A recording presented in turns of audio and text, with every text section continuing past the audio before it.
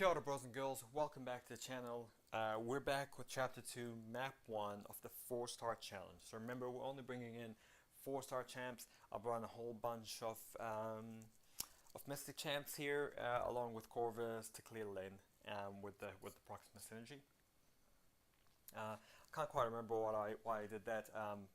The boss is probably needs it. I can't remember who the boss even is, to be honest, but I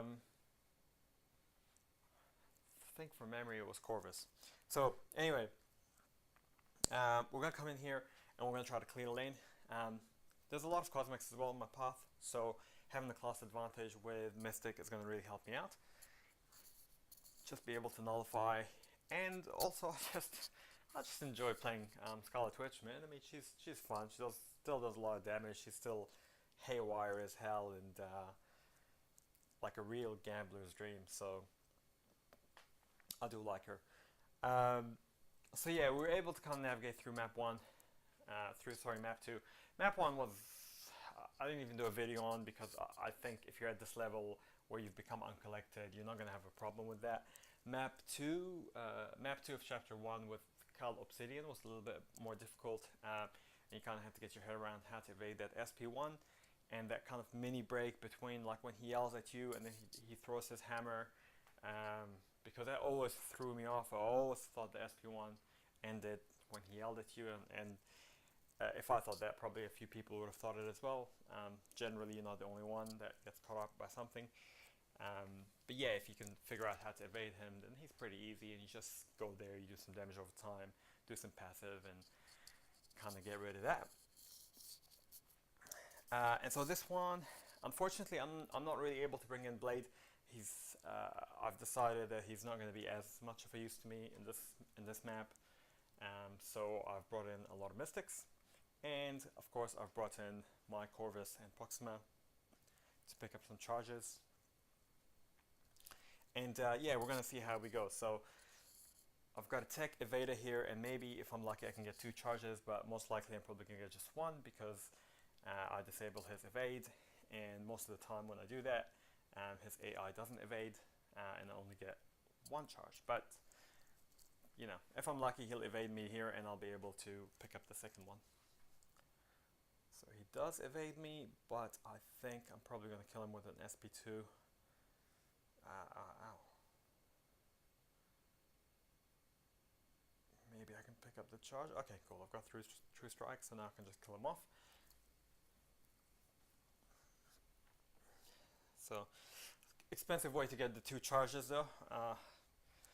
Might have to heal him up a little bit later, but that's okay. We've got a couple of charges now.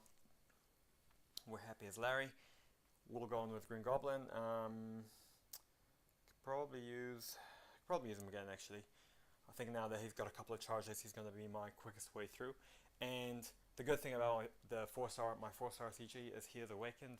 So even if I go down below 1 life, so long as I've got Glaive charges and don't get knocked down, then I'll still survive. So I can take a bit more of a gamble, more of a hit here and there than with my 5-star, but my 5-star wouldn't be down to this life anyway. He would have ruined the guy. So this is kind of similar in vein to the previous one. I'm only just showing the fact that you can come in with some 4-stars and clear lane, and then really the video probably starts at the boss fight. I feel like this one actually with my matchup is probably going to be a bit easier than chapter 1 map 2, but if you don't have someone with true strike or don't have Corvus Glaive, this map's going to be a little bit more difficult. Not really for clearing lane, but mainly for the boss fight, because if my memory serves me right, and the boss is Corvus, the best counter to Corvus Glaive as a boss is Corvus Glaive. Particularly this boss, because this boss, the reason he's so annoying is not only does he do a lot of damage, obviously, and if you don't know how Corvus works, he has 4 missions. If you're watching my video, you probably know, but I'm going to recap anyway. If you don't know how he works, he has 4 missions. If you attack him with a mutant, if you attack him with a tech, if you attack him with an Avenger, or if you attack him with an Evader, he's going to gain charges off you. He's going to gain cruelty charges, persistent charges. He's going to do a lot of damage. He's going to do a lot of damage through the blocks. So already you kind of don't really want to die to him in the first place. And if you are going to die to him, you don't want to bring in those kind of guys. But I mean, that's like probably 70% of your roster, right? So you can't bring in, that means you can't bring in the likes of like Sabretooth, or you can't bring in the likes of, if you die with Domino, you're done. If you die with Sabretooth, he's picked up a charge. If you bring in Starkey, he picks up a charge. If you bring in Scarlet Witch, he picks up a charge. So what? Even if you bring a Killmonger who's got True Strike, and you die, he'll get a charge. So either don't give him any charges or get someone with True Strike. Now the other problem, apart from the fact that he can feed off you and do a lot of damage through the block, is the fact that he also has this 50% chance auto block node, which makes him really annoying, because it makes him not just a Corvus Glaive who does a lot of damage, it makes him like a MODOK or Medusa style Corvus Glaive with that auto block. His armor break. So this is that 6th sense. So he's got a 50% chance to auto block on all medium and light hits. So you're either gonna parry heavy, right your way through it, or he's just gonna auto block you. And the auto block is really annoying. So I find the best counter to him. I brought in Scarlet Witch just to experiment, but I think the best counter to him is Corvus Glaive, particularly if you have that True Strike charge, because then the auto block doesn't matter.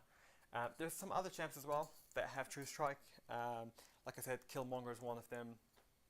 Skateboard attacks on Night Thrasher if you happen to have a high level Night Thrasher.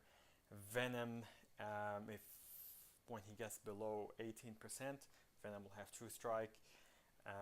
Even Karnak with his SP1, he's got True Strike for a little bit, and he can get in through that auto block. That auto block is going to be the most annoying thing though, so you're going to have to figure out that, you're going to have to play around that. I wouldn't go in with your normal medium, light, medium combo, because definitely you're going to get auto blocked. I would maybe do 3 combos, or 4, so medium, light, or medium, light. Or I would just parry in heavy. So actually, if you do have a Domino with Red Hulk and Massacre, you could just parry heavy this all day, and he's not going to be a problem, because you'll do the incinerate damage. He can't auto block on your heavy, and you're fine. You're absolutely fine. That's one way of doing it. My favorite way of doing it is to just come in with Corvus, because he can't auto block you if you've got True Strike. If that assumes that you have the Proxima synergy and you've picked up True Strike. And if he does auto block you and you haven't picked up True Strike on your lane, you just gotta parry him once, knock him down with a heavy, and you get the auto block. But you can see there with Corvus, I kind of take him down, quite rapidly. But yeah, I mean, he's still a Corvus Glaive, so still a couple of hits for him, and I'm done. I'm going to bring in magic. I'm going to just parry heavy. He can't auto block the heavy, and the other good thing with that is, as you knock him down, it disables his Corvus, his Glaive charges, which means 1, if he does hit you, he does less damage, and 2, when he gets to like 2 life, if I do heavy him now and knock him down, then he'll actually die. I won't have to go through his Glaive charges. So as you can see, he had 12 charges there, but it didn't matter, because he's been knocked down, and that disables your charges for 3 seconds, and I get rid of him. So a little bit easier than Call Obsidian, but you do have to play around the auto block. Hopefully that helps you out. If it did, like, subscribe, leave a comment, share with your team, share with your alliance, share it with your friends, and help support the channel. Ka kite anō, and we'll see you in the next one, boys and girls.